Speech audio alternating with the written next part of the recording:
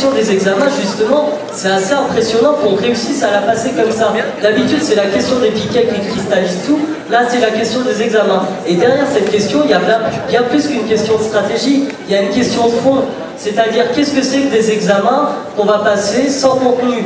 Qu'est-ce que c'est que des examens sans transmission de savoir? C'est exactement ce qu'on veut nous imposer. Et derrière les examens, moi je vous dis, si on passe la question des examens, qu'il y a une validation automatique, que ce soit par les mots ou par les faits, par des examens bidons, le mouvement étudiant, il gagne 10 ans.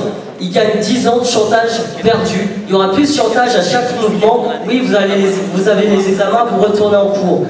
Alors je pense qu'il faut la prendre à bras le corps et tenter le pari, même s'il est risqué, effectivement, je pense qu'il faut le dire à tout le monde, que tout le monde en ait conscience. Il est risqué, mais il y a une chance de gagner. Et cette chance-là, il faut la prendre pour avancer sur 10 ans. Ensuite, pour finir, il reste 3 semaines. C'est un compte à rebours. Il reste 3 semaines pour qu'on gagne des revendications locales. Il reste 3 semaines pour tout donner. Et il y a besoin de tout le monde. Parce que la question de la validation, c'est pareil. On serait mis à lutter, etc. Ce serait déjà fait. Il faut que tout le monde s'investisse dans la lutte. Et il faut qu'on gagne des choses, vraiment.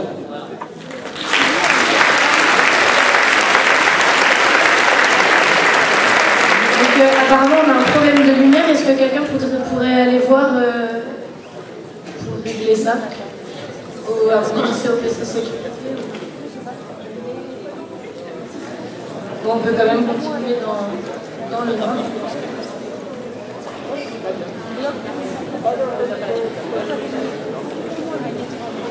Je voulais juste reprendre la parole. Je ne m'adresse pas, en bref, je ne m'adresse pas aux bloqueurs ou aux débloqueurs. Je m'adresse à l'ensemble des étudiants du campus. François, tu disais que c'est un ultimatum de la direction le mercredi. Non, ce n'est pas un ultimatum, c'est une date repère. Au-delà de cette date, nous ne pourrons pas, nous ne serons pas en mesure d'organiser une session en juin. Elle aura donc lieu obligatoirement en septembre. C'est une date repère. Voilà, ce n'est pas un ultimatum, c'est tout ce que je voulais préciser. Et encore une fois, je ne m'adresse pas aux bloqueurs ou aux débloqueurs, c'est à l'ensemble des étudiants. Les examens, François, tu disais, examens bidons, c'est des examens qu'on est obligé, évidemment, qui sont reconfigurés. Le but de savoir est-ce que ces examens peuvent participer d'un parcours de formation, est-ce qu'ils peuvent nous aider à vous dire voilà ce qui est important dans ce programme, est-ce qu'on peut le retravailler l'an dernier. Encore une fois, c'est comment nous pourrons nous remobiliser. Et de toute façon, pour pouvoir infléchir les politiques du gouvernement, nous avons besoin d'être mobilisés sur la durée. Ne pas passer les examens, c'est pas se donner des conditions d'être mobilisés sur la durée. Merci.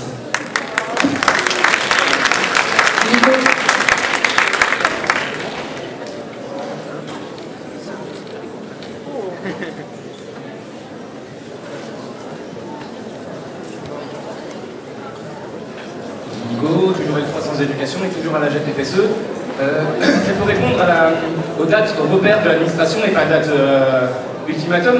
Je crois que ça va être la 5e date repère qui nous disent il y a 6 semaines il fallait absolument 6 semaines de cours, il y a 5 semaines il en fallait absolument 5, puis 4, puis maintenant c'est 3. À chaque fois en fait ils changent de discours selon l'évolution, selon le rapport de force.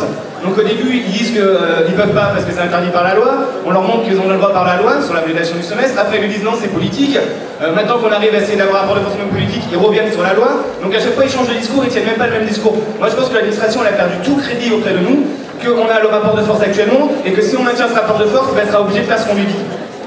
Deuxième chose, par rapport au rapport de force, là les choses qu'on peut obtenir clairement, le mouvement au niveau national est en train de s'essouffler, je pense qu'il faut vraiment s'axer sur les revendications locales, ce qu'on est en train de faire sur les dernières actions.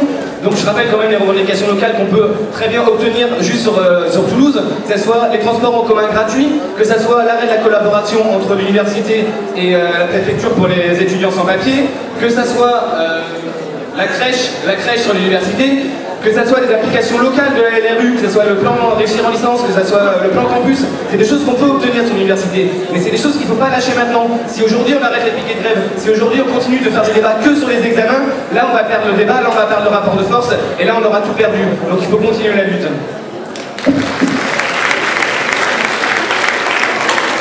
Charlie.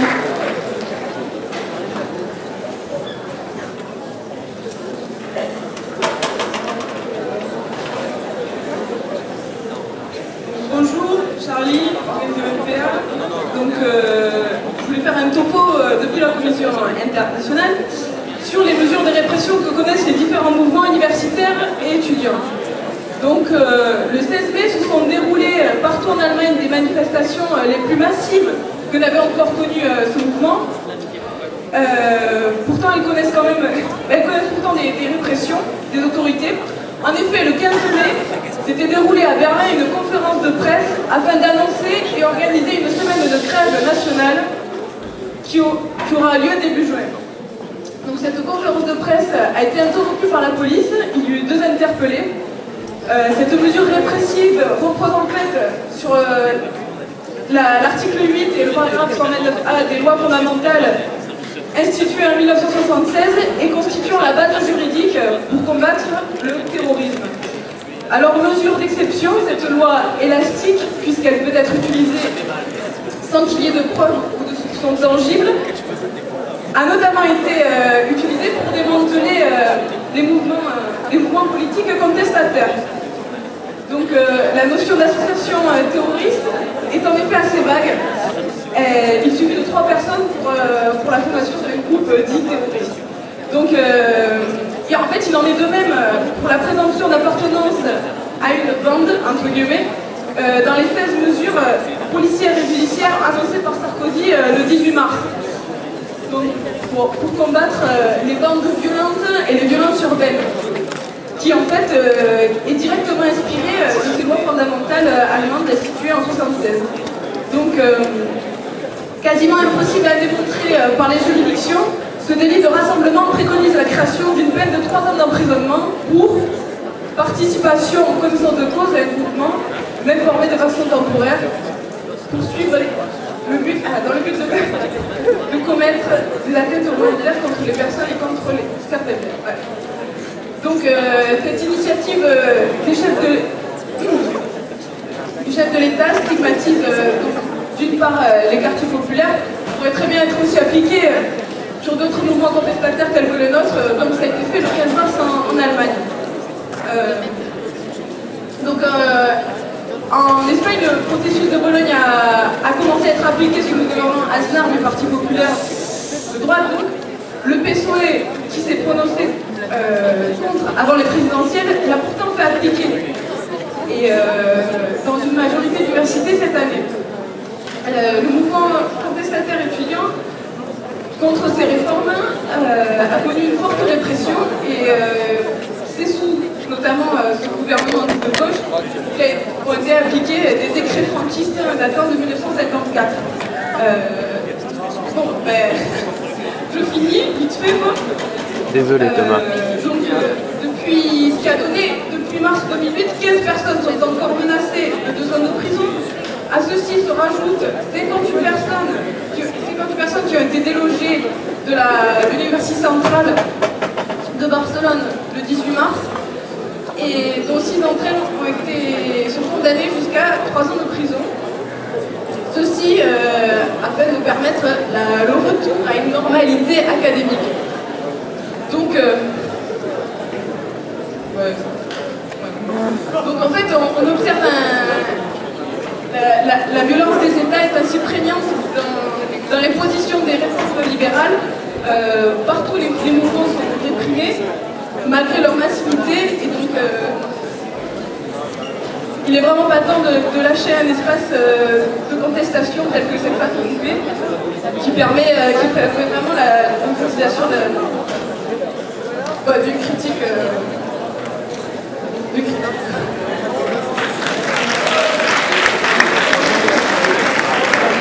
C'est facile, hein.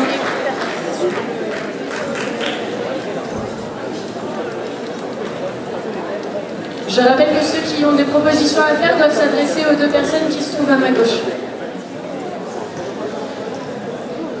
Bonjour, Sylvain, L de géographie.